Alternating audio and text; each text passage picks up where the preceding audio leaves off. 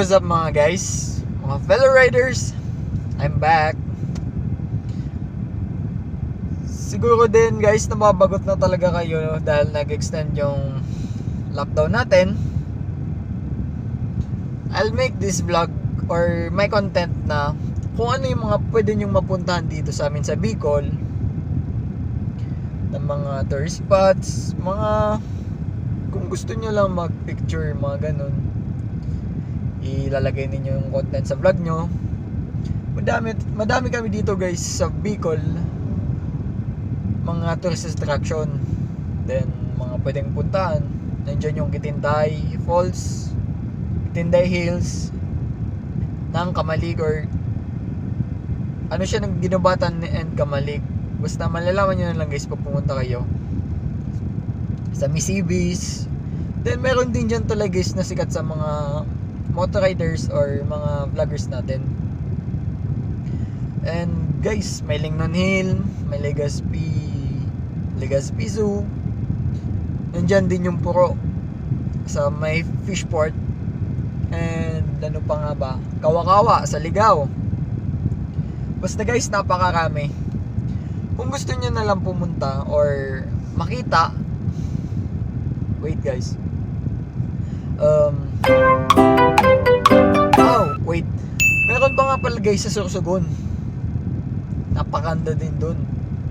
And kung gusto nyo ng dumiretso ng Visayas, napakalapit, 1 or 2 hours na pagbabarko sa Fastcat. Then kung magmumotor kayo guys, sabihan ko na kayo, ang minimum for motor, big bike man, is 500. And sa mga lower CCs, hindi ko lang alam. Dahil nakapag-try na akong pumunta, yun lang para sa akin. Ano pa nga ba? So guys, tingnan nyo na lang dito sa video ang gagawin ko, yung mga attractions na sinasabi ko. Bye! Dalaan nyo ba niya? Ginagawa mo? Okay, good morning mga kadaks! Nasa Quezon kami ngayon at iikot namin kayo! Sige, ikot na! Okay, bago ang lahat, papasalamat kami kay Kuya Will para sa mga jacket na binigay sa sponsors. Tumbaw na! Punta na ang kinanggi!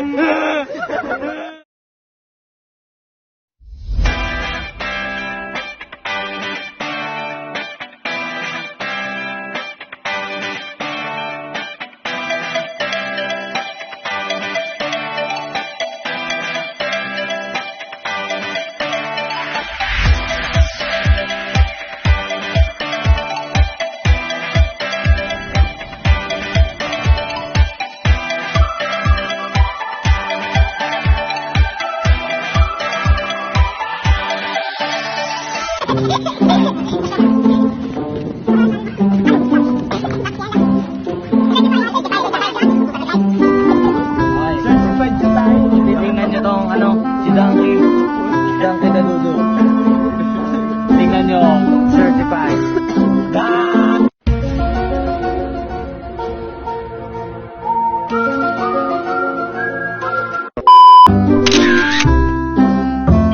So, ayun na nga po. Meron dito lovebird, summer na mga brad. Sweet niyo po siya.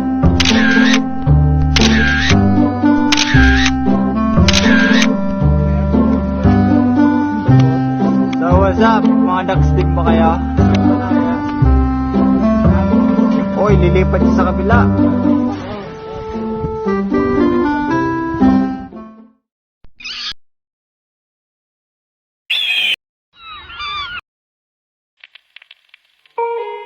Baby, take my hand, I want you to be my husband. Kiss you, my Iron Man, and I love you 3000. Baby, take a chance, 'cause I want this to be something straight up. Baby, gusto mo ba ng ibon? May close. Trivia muna, trivia. Dito nagsimula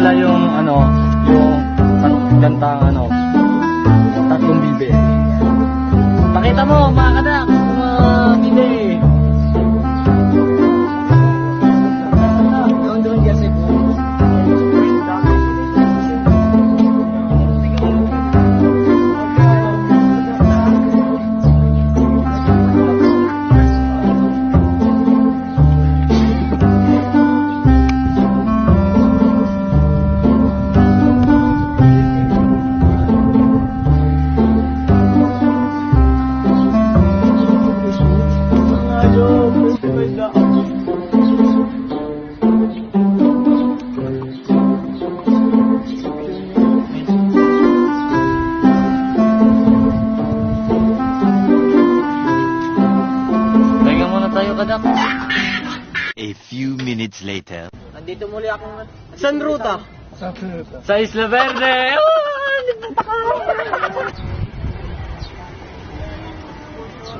Diyan ka lang muna, ano? Bordo!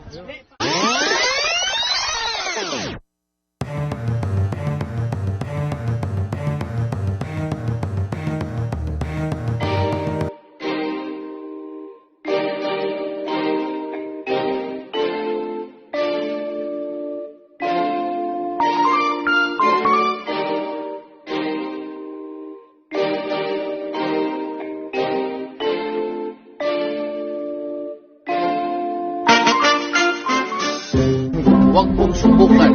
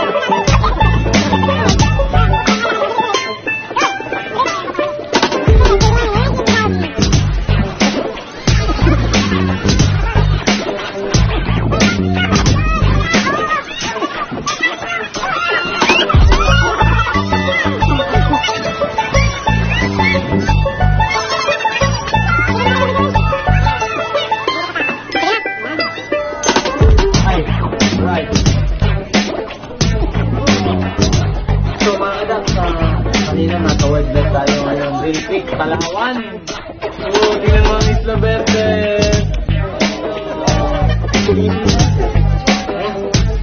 Wait tayo.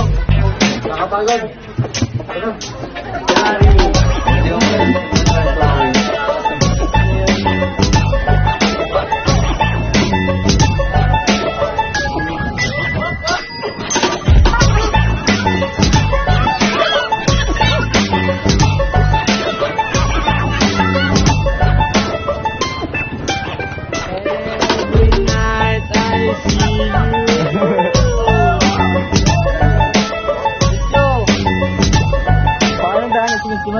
Tapos naman kita. Orbit ko.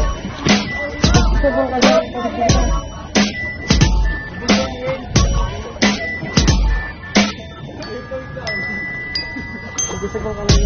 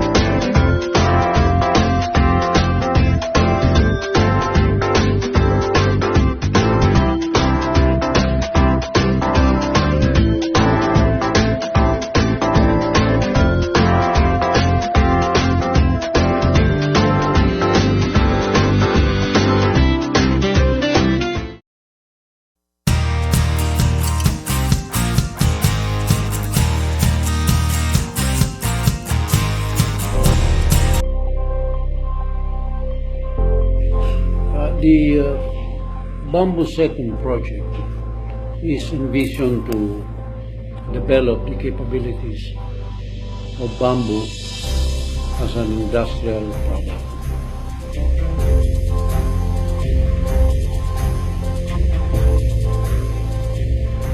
This will contribute also significantly to our reforestation efforts, since bamboo is an ideal environmental product for environmental plants that contributes to our ecological balance. So in the areas where it's more adaptable, then we can use bamboo as a reforestation method. In the same way, we also generate the necessary materials and needed for the development of the bamboo industry, which is now growing, most particularly now that wood is becoming scarce, that we are now restricting the cutting of trees in order to preserve our forest, and therefore this is a good alternative to wood, which will now eliminate or at least reduce the need for us to be cutting trees for lumber. We can use bamboo as a substitute. So altogether, it will be good for the environment.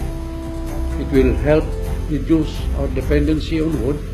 It will be able to generate an industry that can employ many people and can be used vastly for furniture, for housemaking, and the different aspects of bamboo requirements.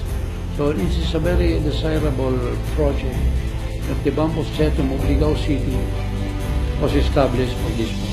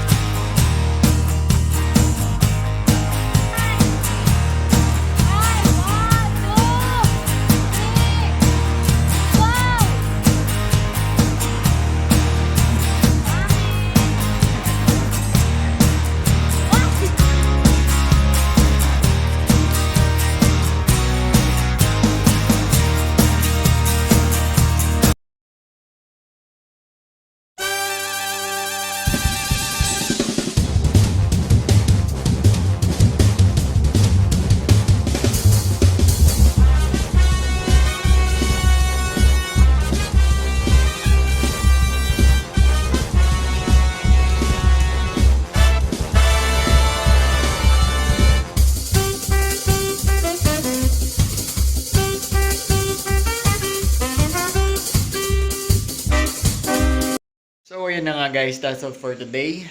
Sana dito sa ginawa kong video ay makakuha kayo ng bago nyong content. And sana may mga magustong kayong lugar dito sa amin. And hope makapunta kayo. That's all for today guys. Bye and subscribe.